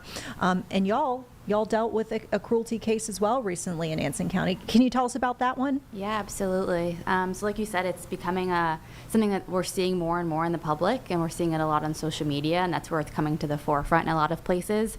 I would say it's not something that's increasing as much as just the public is becoming more aware of it, which is great that the public is seeing kind of what animal services and different advocate groups are seeing day to day in the work that we do in animal rescue and in the animal shelter world. But recently out in Anson County, we had a situation that pretty much went viral. It was popping up all over the place wherever you looked on Facebook. And it was a specific case where there were multiple dogs chained up outside without proper shelter, without food and water. And it was in a location that was what some would call very rural and hidden. And so the problem that we saw arise was that the dogs were photographed, they were posted online by a concerned citizen, and we always appreciate people who are concerned and are willing to reach out and let people know about situations like this. But what ended up happening is that there wasn't an address provided and nobody was calling the proper authorities.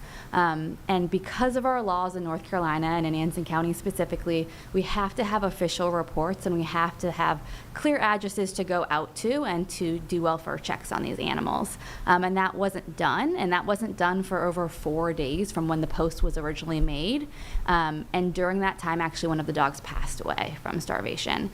It is now a pending legal situation. We eventually were alerted through the Sheriff's Department, and the Sheriff's Department kind of took the lead on the case at that point, and the dogs were brought in and seized, and they are now at the animal shelter. They're surviving animals from that property.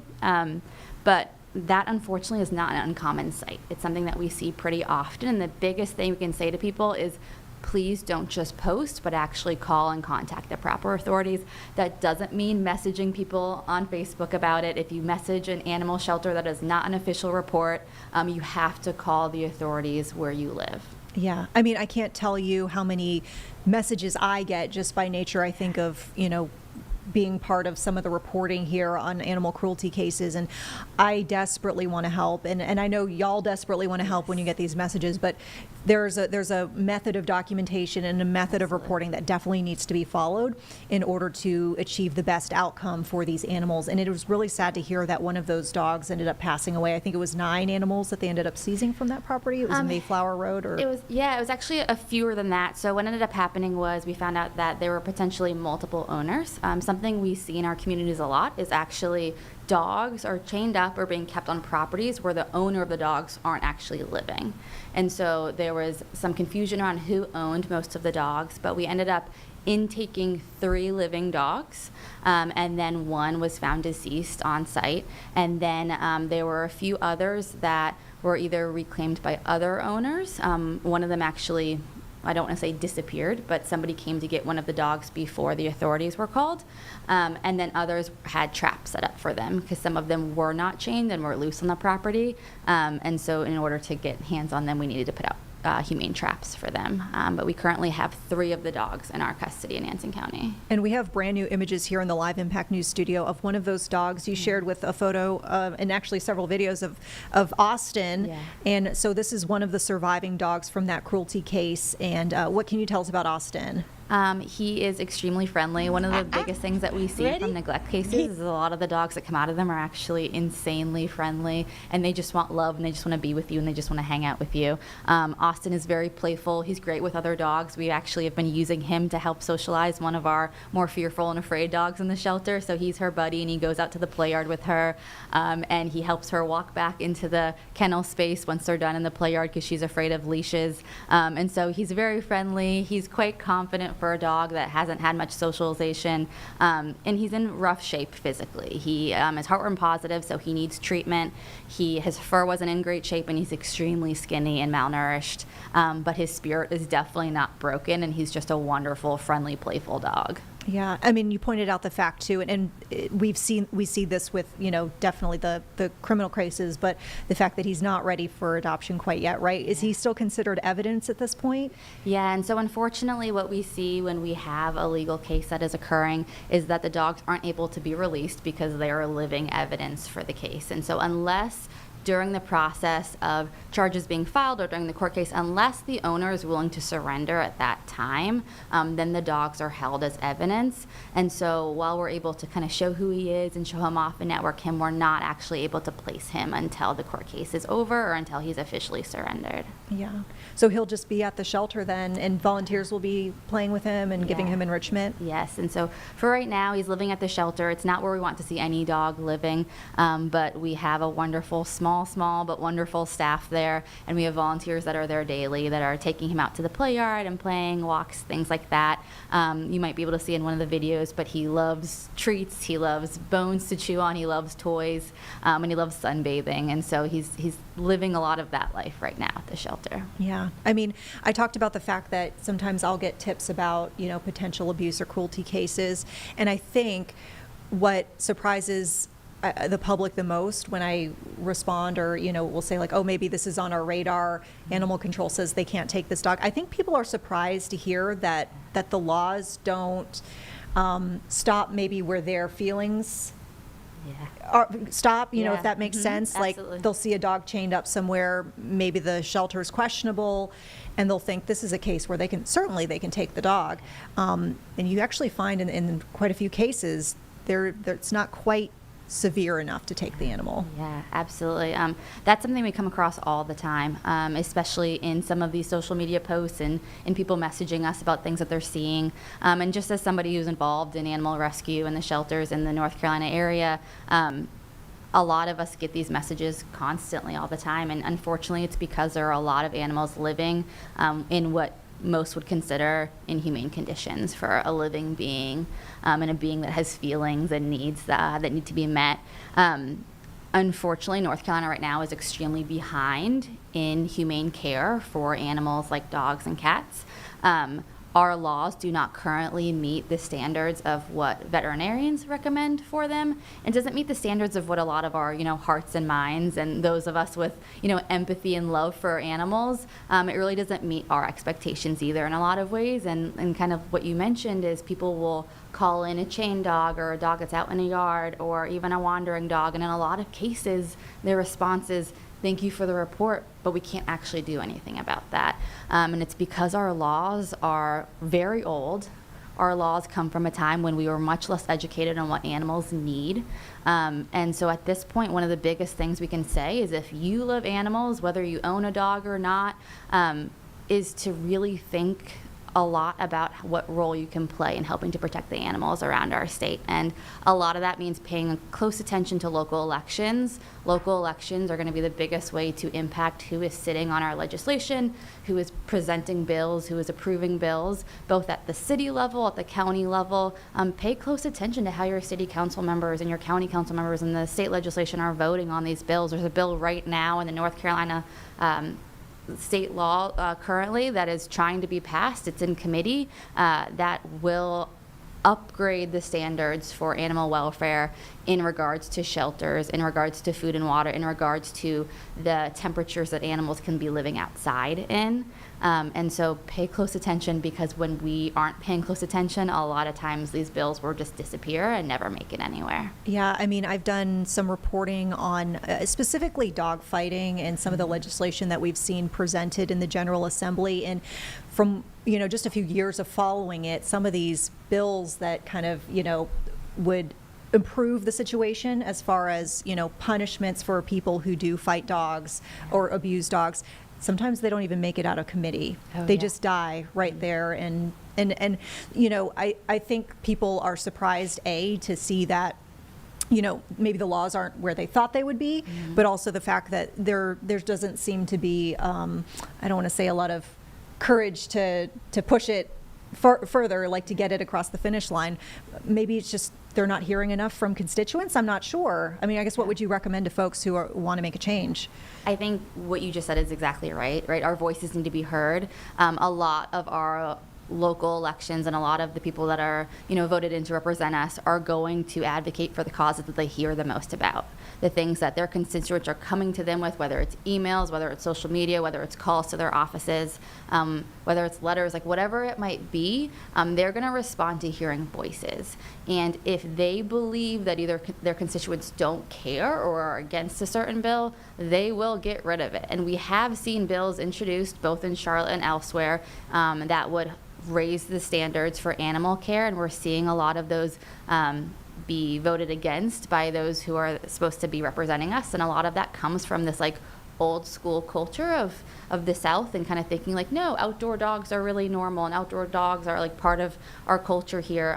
But that's just not where we currently are in society, right? And so we're not saying no outdoor dogs at all, but we're saying how are we taking care of them in a way that's healthy for them physically and mentally if they are living in an outdoor situation. Yeah, and I think it's important too, you pointed this out, the local aspect, the city and county, because there are a lot of ordinances that could be enacted, and I think there was even, a few years back, a tethering law that was presented here in Charlotte, and I don't believe that passed. No, but there are it did not, some municipalities where that is an ordinance, and you see the difference in how animal control is able to respond to reports of concerns. And it makes a huge difference. The difference between a dog living on what we would consider a more ethical, low weight tether or a tie out of some sort versus a dog. We get dogs in all the time at Anson County Animal Shelter that have 30-pound chains on them, and they're 40-pound dogs. And just compare that to being a human, right? If you weigh 160 pounds and your tether or chain that you're carrying around is 130 pounds, can you imagine that all day long, what that would do to your bones, your ability to move around that space, all of those things? There's just no way that is healthy or ethical for our animals, and we see it, unfortunately, all too often here in Charlotte and in the more rural counties surrounding us. Yeah. I wanted to talk a bit about Anson County, if I could, just because, you and I have chatted before. And Anson is, I don't want to say unique, because I know of at least one other county where there's no animal control officer, but it's kind of, I don't know, it boggles my mind just a bit that y'all don't have an animal control officer. You don't have a vet at your shelter. I mean, how are you able to do what you need to do, I guess, over there? It's definitely not easy, and it can be heartbreaking at times. Just to speak to your first point about animal control, we do have one budgeted, which is pretty insane when you think about how large the county actually is. We do have one budgeted. Currently, our problem that we've had the past few months, we've been without a full-time animal control officer since late December, and our biggest barrier right now is just the budget that we've been provided with, and that the pay is not high enough to get people to sign on for the job. We get people fully through the interview process, and they're on board, and they're excited to do the work, and then the pay is just too low to really sustain their ability to live, in the county or elsewhere with the salary that is currently provided. And so for us right now, we continue to see this need for more funding for our animal shelters and the staff that work really, really hard physical and mental jobs. We need to see the pay increase in these areas. And then the second part of all of that is, we don't have a vet on staff, and that is somewhat common in the more rural shelters, but we don't have a vet on staff because we're not budgeted to have a vet on staff. It surprises a lot of people that we have the tiny shelter staff that we do. We have a director, and then we have, a few kennel techs here and there. We usually have 2 part-time kennel techs, and then we usually have, 3, maybe 4 full-time staff members otherwise that are caring for every animal within the entire shelter. But yeah, we don't have a vet, and so we do all of our vaccines via the staff members and the shelter director. We do as much medical as we can, for example, heartworm testing, things like that. But any type of surgery we need, any type of exam we need done, all of that goes through, paying for a vet just like everyone else. And I'm sure anyone who has a dog or cat currently knows like the challenge of getting appointments and how expensive they are. And fortunately, I'm the vice president of Friends of Anson County, which is our nonprofit arm, and it's our nonprofit arm that actually pays for the majority of the vet care for our animals at the shelter. People would be surprised to hear how low the shelter's budget is when it comes to vaccines and surgeries and all vet care for the shelter. So the majority of our vet care for our animals comes from grants and donations to care for our animals. So, do you take donations, I guess, on that front? I'm just curious how you sustain that type of we spend a lot of time service. writing grants, and so we receive grants from pet and animal focused corporations and businesses is a large amount of that. We do receive donations, and we are often requesting donations, especially for emergency medical cases. We had a dog come in last week who had a prolapse, and then we had a dog come in who was so incredibly emaciated and underweight. And actually, I don't know if you've seen this particular case, but we had a dog come in last week who was actually saved by Good Samaritan. The Good Samaritans saw people trying to throw a dog off a bridge. The Good Samaritan intervened. The people pulled a gun on him. And I'm not sure exactly what happened during the altercation at that point, but the people ended up leaving, and the dog was 26 pounds, and this is an adult pit mix who should have been closer to 50 pounds, so it was half the weight that she should have been. And of course, we don't have a vet to be able to deal with that emergency situation, but we did intake that dog, and fortunately one of our amazing rescue partners stepped in very quickly, and we got the dog to rescue this weekend, and she is now in a foster and being well cared for and in a home and just living her best life now. But it will be a long road ahead to recover. I mean, a dog who's that malnourished has to be fed very specifically so that they don't then die from overfeeding. And so she is on her way to recovery. But we see these things, and it almost feels like it's weekly, daily at this point. But yeah, it is a big challenge that we face, and we definitely ask for donations often. I will say the majority of our donations, and actually the majority of our adopters, come from outside of our county, and even outside of the state. In Anson County, we don't see a high amount of engagement with our shelter from people who actually live in the community. We've started to see an uptick in more people who are interested in helping and more people that are volunteering. But it is something that we're constantly trying to do, build a relationship with the community, because there isn't that strong of a relationship between kind of the animal shelter and animal care in general and our general population there. Do you feel like you are, I don't know, waging a war that nobody knows is going on? Yes and no. In Anson County specifically, I would say no, because I do feel like people there are very aware of the treatment of animals there. I think that you have the people that are concerned by it and actively are trying to help, and then you have the people who see it and are just kind of like, not my problem, and then you have the people who are engaging in it or that are seeing it, but it doesn't, to them it doesn't feel wrong. It's either that they've grown up around it or like that's the norm for animal welfare for them. I would say on the larger scale, I meet people often. I live here in Charlotte, even though I do so much of my volunteering out in Anson County. And even here in Charlotte, like I'll be talking to friends, I'll be talking to people that I meet in different various kind of situations and settings. And of course, I'm always that person who's going to bring animals into it. And so many people who live here in Charlotte aren't aware of the animal welfare crisis that's happening in Charlotte alone, right? And so you're very familiar. CMPD is, at crisis levels basically every week at this point, similar to a lot of the surrounding counties. And a lot of people just are not aware of the situation that we're currently facing in North Carolina. Yeah.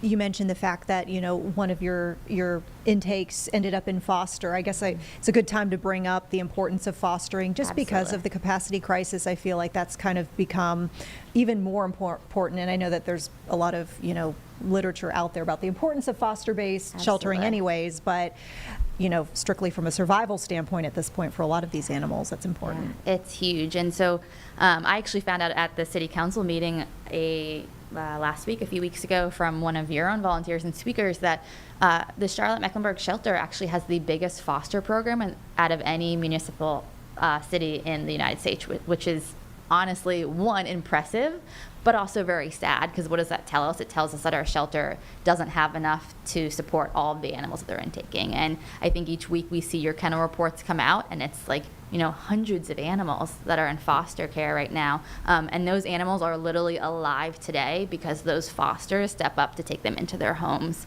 And fostering is hard. It's not easy. It's not easy letting an animal go, even when you know the adopter, and the adopter is this like amazing human being.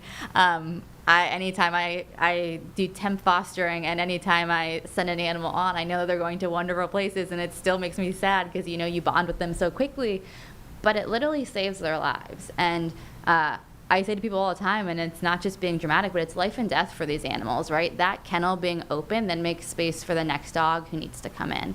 And if that kennel isn't open, then that dog is going to lose their life, unfortunately. And unfortunately, shelters get blamed for it. But it's not a shelter problem. It's a community problem, and it's a society problem.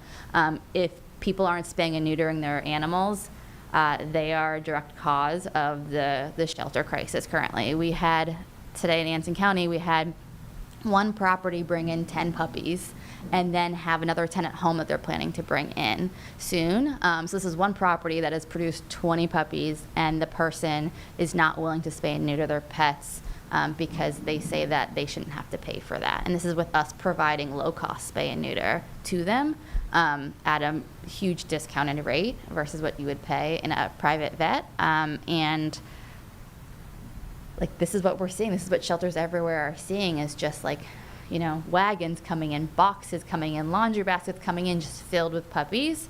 And everyone is always claiming, oh, it's an accident, but it's not an accident if your pets aren't spayed and neutered, right? Animals will do what they're going to do. They're living beings, and your animal cannot be supervised at all time for the most part, and accidental litters happen far too frequently, and it's filling our shelters with animals, and animals are dying because of it. Yeah. I mean, it's tough to see. I mean, we, just working as a volunteer at Charlotte's shelter. I mean, we get the puppies, we get the pregnant mamas all the time. And, it does feel endless at some points. Yeah. I will point out, though, it is tough to say goodbye, but if you get that great adopter who will give you the updates. Oh, yeah. I have a few who, to this day, they still text me pictures and video. It is chef's kiss. Amazing. Oh, yeah. Yeah, no matter how far out you are, it can be 2 years ago, and it's still the best thing to get that text of the photo of the dog, like rolled up in a blanket, passed out on the sofa, cuddling with their kids, like whatever that might be. It's it gives you that motivation to keep doing that work for sure. Yeah. Well, we certainly covered a lot of topics. Jessica, is there anything else you want to add that I didn't ask about either animal cruelty or just in general animal welfare? Yeah, I would just say, again, the biggest thing is making your voice heard. We are seeing more and more people coming and kind of gaining more awareness and becoming more vocal and active. I would definitely say if you don't currently pull up your local animal shelter on Instagram, on Facebook, and follow them. It'll help you to be aware of the situation that's going on. Our shelters are filled with amazing animals, and this is something that I think people often don't realize is the animals in our shelter are the most loving, affectionate, deserving animals. And if you go to your local shelter, you will find a dog that fits your lifestyle or fits you emotionally or whatever it is that you're looking for. You will find it in your shelter. And I just wanted to say specifically, make sure that you are going on and you're tracking NC State 573 bill. That's the bill that's currently in committee that we are trying to get passed for animal sheltering and proper animal care of animals, especially those living in outdoor conditions. So the more people that are kind of staying on their local representative for that, the better, because we want them to know that we care and that we will be speaking out in support of animals.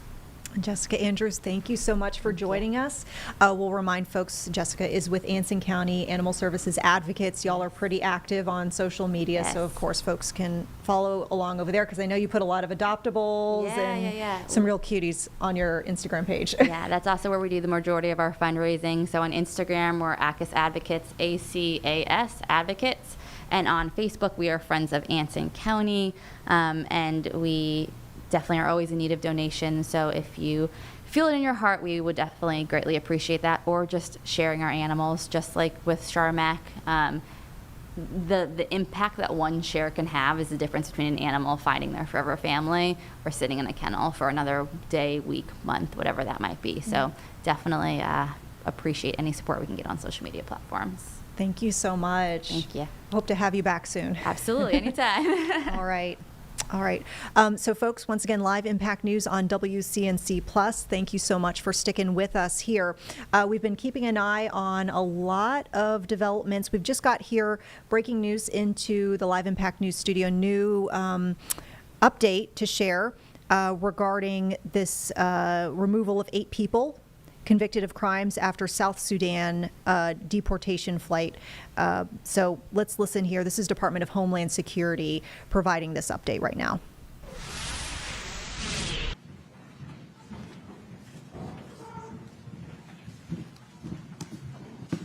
Good morning, everyone, and thank you for coming on last minute's notice. I'm Tricia McLaughlin. I'm the Assistant Secretary for Public Affairs at the Department of Homeland Security. I'm joined by Acting ICE Director Todd Lyons and Madison Sheehan, the Deputy Director. Thank you for joining us to address a diplomatic and military security operation that was conducted yesterday by the U.S. government. We conducted a deportation flight from Texas to remove some of the most barbaric, violent individuals illegally in the United States. No country on earth wanted to accept them because their crimes are so uniquely monstrous and barbaric. These heinous individuals have terrorized American streets for too long. Every single one of them was convicted of a heinous crime: murder, rape, child rape, rape of a mentally and physically handicapped victim. Thanks to the courageous work of the State Department and ICE and the President's National Security Team, we found a nation that was willing to accept custody of these vicious illegal aliens. We are removing these convicted criminals from American soil so they can never hurt another American victim, American man, child, or woman. They can never attack witnesses, families, victims, or anyone else. Now, a local judge in Massachusetts is trying to force the United States to bring back these uniquely barbaric monsters who present a clear and present threat to the safety of the American people and American victims. While we are fully compliant with the law and court orders, it is absolutely absurd for a district judge to try to dictate the foreign policy and national security of the United States of America. These are the monsters that the district judge is trying to protect. The contrast is brutally stark. President Trump and Secretary Noem are working every single day to get these vicious criminals off of American streets. And while activist judges are on the other side fighting to get them back onto United States soil. Before I turn it over to Acting Director Todd Lyons, I would like to remind the journalists in this very room to do your job. We gave you the names of these monsters as you have right in front of you. Now tell the stories of the innocent Americans who they victimized. I implore you to stop doing the bidding of these disgusting individuals. Tell the stories of the innocents. It's the American victims who actually matter. Todd. Good morning, thank you. So these individuals that are up here today, these represent the true national security threats and public safety threats that ICE officers and agents nationwide go after. I just want to go over a few of the highlighted cases that you all have in front of you. So, for instance, we have an individual that's convicted of homicide and armed robbery and served 15 years in confinement. Due to countries that won't take their citizens back, this individual was released back into the community under ICE supervision to prey upon people again. Another individual sentenced to life in confinement, convicted of first-degree murder. His country would not take him back, forcing ICE to have to re-release him back into the community to re-offend. As Tricia highlighted before, we have an individual that raped and sexually assaulted a mentally handicapped victim. Because his country would not take him back, ICE had to find a third country to take him back so we can remove this public safety threat. You know, as a career law enforcement officer and a career officer with ICE, I've been dealing with these recalcitrant countries for years, having to see repeated murderers, sex offenders, violent criminals re-released back into the United States because their home countries would not take them back. Yet under President Trump and under the leadership of Secretary Noem, we are now able to remove these public safety threats so they won't pry on the community anymore and they won't have any more victims in the United States. With that, I'll turn it over to my Deputy Director, Madison Sheehan. First of all, ICE would like to thank President Trump and Secretary Noem for their steadfast commitment to the American people and the men and women of ICE. Our commitment here at ICE remains the same, that we will remove the worst of the worst from your communities, including the list of people that are up on this board. As we work every day to make the American people safer, we see activist judges stepping in a way that we have never seen before to put criminals first and not the American people. This judge wants these criminals, these All right, you're hearing from Homeland Security officials from earlier today.